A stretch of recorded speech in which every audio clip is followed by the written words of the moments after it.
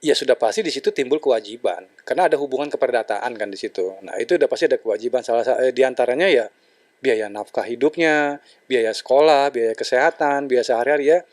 Ya selayaknya kebutuhan anak pada umumnya sampai umur 21 tahun.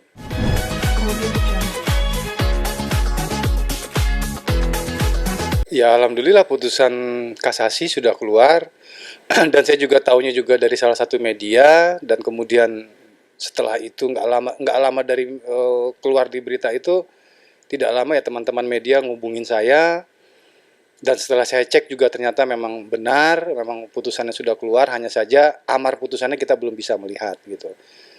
Terus ya pasti kita senang ya dengan dengar putusan ini kan, karena perjuangan kita kan dari tahun 2020 untuk saya sendiri ya.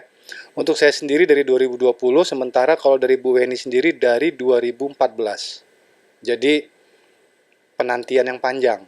Sekarang kita bersyukur hasilnya sudah keluar dan positif. Iya. Hmm. Iya. Iya, anak biologis. Hmm. Udah, Bu Weni sudah saya kabari juga, dan Bu Weni juga sudah ngabarin beberapa update juga ke saya gitu mengenai permasalahan ini, dan dia juga senang karena perjuangan kita juga nggak mudah karena kan pada saat di awal di pengadilan negeri kan kita ditolak, terus kita mengajukan banding dikabulkan, terus sekarang kasasinya juga di pihak kita juga, jadi perjuangan ini nggak sebentar dan nggak gampang kayak gitu. Ditambah lagi dari pihak seberang juga mengeluarkan berbagai macam alasan, makanya tidak pernah terjadi tes DNA. Jadi saya rasa dengan keluarnya putusan kasasi ini ya kita senang, kita lega dan kita bersyukur, ya alhamdulillah. Hmm. Dengan ditolaknya permohonan kasasi dari pihak Reski ya sudah pasti kita harus melihat isi amar putusannya dulu. Karena saya juga baru tahu hanya depannya saja bahwa putusan kasasinya ditolak. Tapi kan yang lebih penting bagi kita ini kan saya mau melihat isi amar putusannya itu seperti apa. Karena ditolak ini bisa dua kemungkinan, bisa menguatkan putusan pengadilan tinggi, bisa juga mengadili sendiri. Jadi saya belum tahu, makanya saya harus baca dulu apa isinya. Tapi kalau untuk perkaranya memang kasasinya Reski ditolak.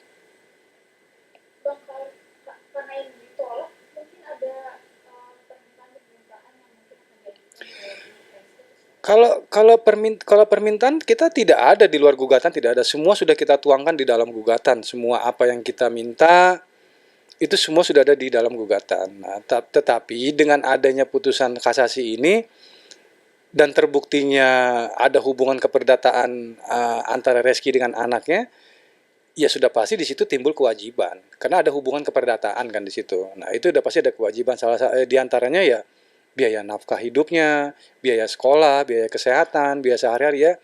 Ya selayaknya kebutuhan anak pada umumnya sampai umur 21 tahun gitu.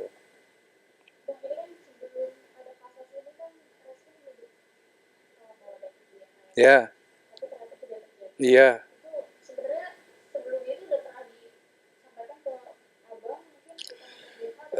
Kalau sebelumnya pernah jadi begini. Pernah Bu Weni pernah bertemu dengan pengacaranya Reski tanpa ada saya. Di situ memang pengacara Reski mengajak untuk tes DNA secara diam-diam.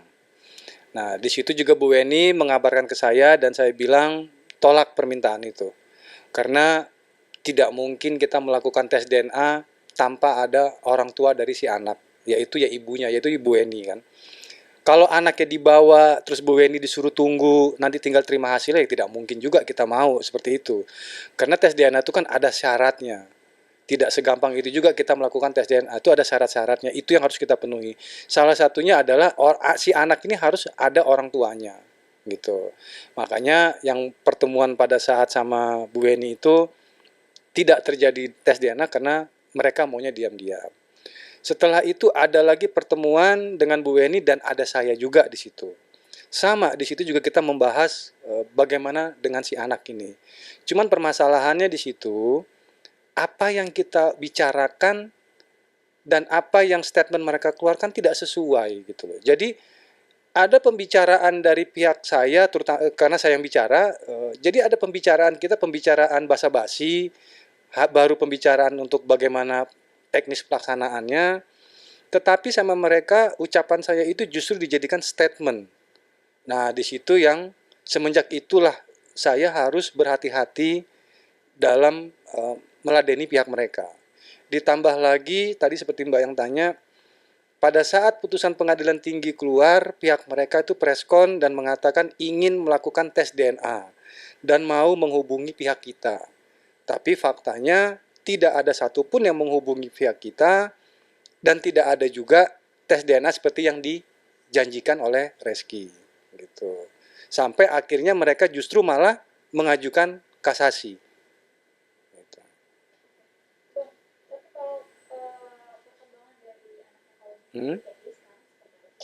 Ya kalau untuk si anak ya baik-baik aja, biasa-biasa. Cuman kan sekarang kan dia bisa bisa lebih apa ya?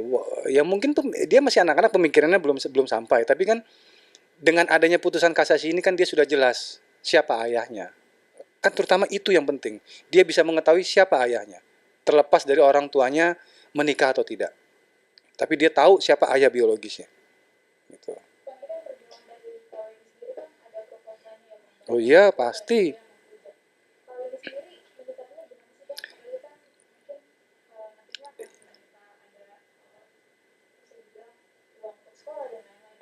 Iya pasti itu tadi. Kalau untuk resiko ya sudah dari awal sudah saya bicarakan ya, ada diskusikan sama Bu Eni, resiko apa yang akan kita terima, bagaimana apa yang akan kita dapat ya. Dan ternyata memang benar hujatan itu datang gitu loh. Bu Eni dihujat, dihina. Jangankan Bu Eni, saya aja pengacara juga sama dihujat juga gitu. Cuman saya berpikir ya ini resiko gitu. Ini resiko dari pekerjaan. Apalagi yang kita hadapi adalah public figure yang mempunyai fansnya jutaan. Jadi wajar-wajar saja kalau fans mereka tidak terima dengan perkara ini kan. Nah akhirnya apa? Akhirnya ya Bu Eni, ya saya, ya kena hujat gitu. Tapi saya rasa nggak ada masalah. Kenapa? Karena mereka berbicara seperti itu, satu karena mereka membela fansnya. Kedua, mereka juga tidak ngerti kok permasalahan sebenarnya seperti apa. Jadi walaupun di awal-awal Bu Eni juga sempat kepikiran dengan hujatan-hujatan, saya cuma berpikir untuk apa dipikirkan hujatan yang sama sekali apa ya tidak benar gitu loh. Mereka tidak mengetahui yang sebenarnya. Jadi saya bilang sama Bu Eni ya biarin aja, itu haknya orang untuk berbicara seperti itu gitu. Nggak usah kita pikirkan, karena kalau kita pikirkan justru malah kita jadi makin larut ke permasalahan hujatan dan kita jadi stres. Itu sebenarnya nggak ada guna. Jadi ya sering saya nasihatin Bu Eni permasalahan hujatan, hinaan. Ya akhirnya Bu Eni ya kebal sendiri gitu. Akhirnya dia ya biasa aja gitu. Begitu juga dengan saya yang tadinya juga saya berpikir kenapa jadi saya yang dihujat. Akhirnya saya berpikir lama-lama ya mungkin ini resiko pekerjaan saya. Akhirnya ya sama juga, saya biarkan aja, emang udah resiko kan gitu.